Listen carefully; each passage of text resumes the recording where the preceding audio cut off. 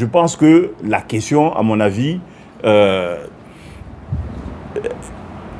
ne devrait pas être posée, parce que vous le savez, on le constate sur le terrain, il y a des vidéos qui circulent de distribution d'argent. Pour ceux qui ont couvert les meetings, ils ont vu comment les billets étaient distribués.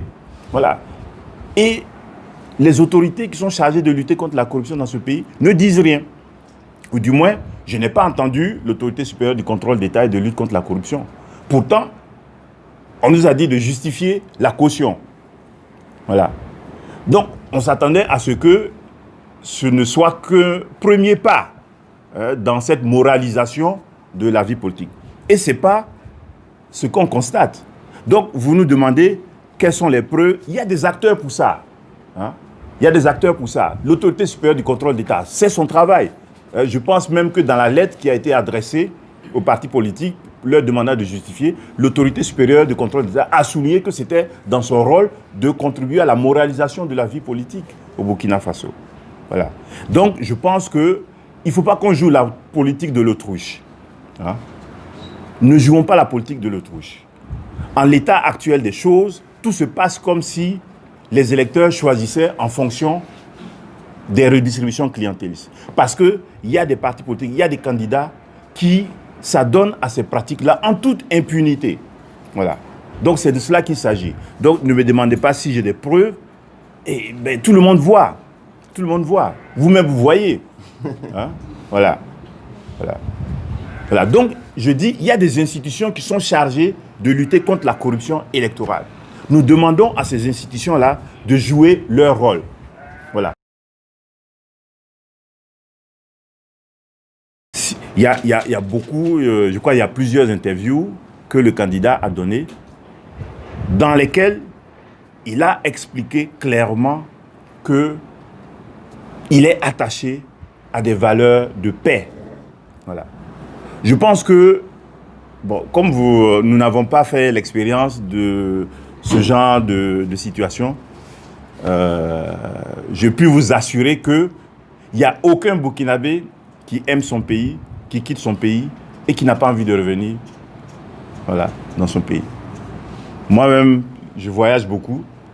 Au bout d'une semaine, j'ai envie de rentrer chez moi. Voilà. Yacouba Isaac Zida a dit qu'il était un homme attaché à la paix. Voilà.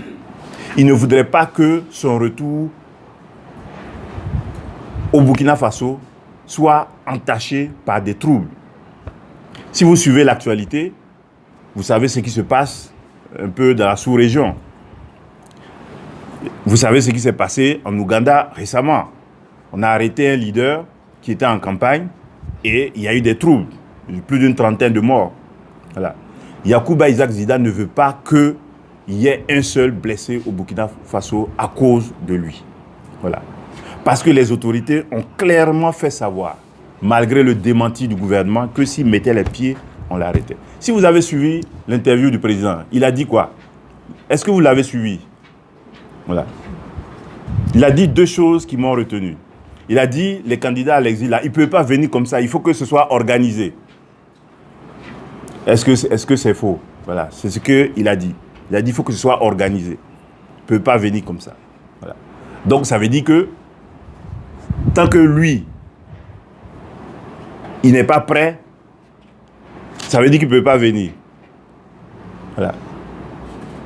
Deuxième chose qu'il a dit dans son interview, c'est un rappel, hein, c'est passé sur la TNB. Il a dit, comme c'est des anciens chefs d'État, ils ont droit à un statut, on va les mettre en résidence surveillée. Mais je pensais que le Burkina Faso, c'était un État de droit. C'est la justice qui est garant des libertés et qui peut décider de mettre à titre... résidence surveillée, ça n'existe même pas dans notre code pénal, quoi. Voilà. C'est pendant le régime d'exception comme étaient les opposants à résidence surveillée. Voilà. Donc, je pensais que c'était à la justice de décider de la liberté, voilà, des uns et des autres. Si la justice estime que la détention préventive est nécessaire à la manifestation de la vérité, elle en décidera. Mais si elle décide que ce n'est pas nécessaire, mais elle doit pouvoir en décider. Donc, manifestement, vous voyez que là, ce n'est pas une affaire juridique, c'est une affaire politique. Hein? C'est une affaire politique. Voilà. Donc, il ne veut pas parce qu'il sait que s'il vient qu'on l'arrête, les militants du MPS ne vont pas s'asseoir les bras croisés.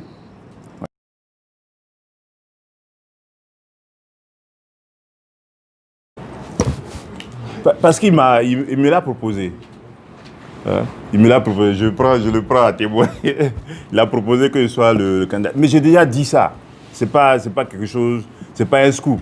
J'ai dit non. J'ai dit c'est lui qui porte le mieux le projet du MPS. Voilà. C'est lui qui porte le mieux la vision du MPS. Voilà. Yacouba Isaac Zida, partout où je suis passé, il n'a pas un problème de notoriété. Quand vous présentez sa photo là, c'est qui? Les gens peuvent vous dire son nom. Voilà. Voilà. Je pense que c'est notre champion. Voilà, c'est notre champion et il reste notre champion. Voilà. Parce que c'est lui qui porte le mieux la vision du MPS.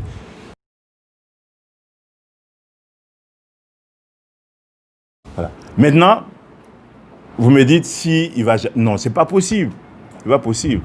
Tout ce que j'ai tendu à dire depuis quelques mois sur le retour de Yacouba Isaac Zida montre que c'est une affaire politique. Voilà. Il y a des gens qui se sont offusqués car il y a la justice indépendante. Vous connaissez le tribunal militaire? Le tribunal militaire, ce n'est pas la justice ordinaire. Voilà. Il y a quelqu'un qui disait que le tribunal militaire est à la justice ce que la musique militaire est à la musique. Voilà. Ça ressemble à de la musique, mais ce n'est pas vraiment de la musique. Voilà. La preuve, je suis obligé de le dire, il y a un recours qui a été déposé devant le tribunal militaire. Hein? Il y a un recours qui a été déposé devant le tribunal militaire pour lever le mandat d'arrêt. Voilà. Et pour que le tribunal militaire puisse siéger, il faut que le parquet dépose ses réquisitions. Et le parquet, c'est qui? Le parquet, il dépend du directeur de la justice, qui dépend du ministre de la justice, qui dépend du président du FASO. Et je dis le ministre de la justice. Le ministre de la défense, hein, je répète, le parquet dépend du ministre, du directeur de la justice, qui dépend du ministre de la défense, qui dépend du président du FASO. Voilà. Donc, tant que le parquet ne dépose pas ses réquisitions, le tribunal ne peut pas siéger. Voilà. Ils ont fini d'instruire l'affaire depuis 2017. Et puis, ils ont posé. Voilà. Et ils attendent. Ça, ce n'est pas de la justice. Je suis désolé. C'est une affaire politique. Voilà. Là, il ne faut pas vous faire d'illusions. C'est une affaire politique. Voilà. Et donc, ça va se régler. Voilà. Ça va se régler politiquement. Voilà.